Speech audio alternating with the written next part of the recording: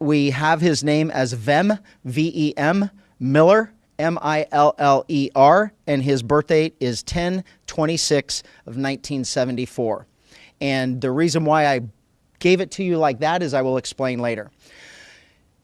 He approached the outside perimeter, gave all indications that he belonged there, that he was a participant that was allowed to get into VIP and to and a press corps, and so he was allowed through that outer perimeter. As he got to the inside perimeter, where deputies were conducting obviously a more thorough evaluation of the vehicles that were coming in, there were many irregularities that popped up.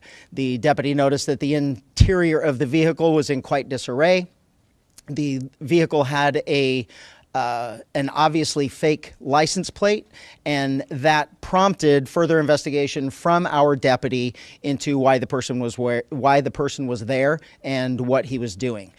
During that investigation, the deputy eventually found multiple passports with multiple names, multiple driver's license with different names.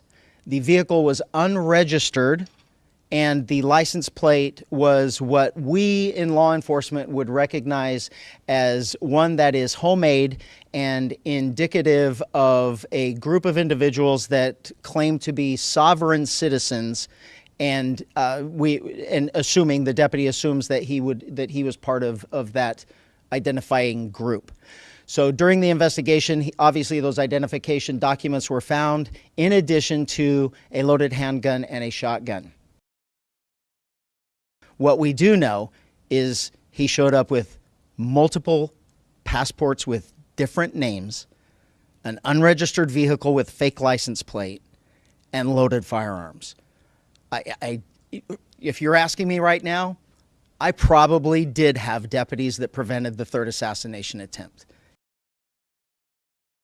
We certainly are still in contact with Secret Service and the FBI, because this is obviously something that occurred that we'll be continuing to go till we get to the bottom of it, until there's a resolution to the entire thing.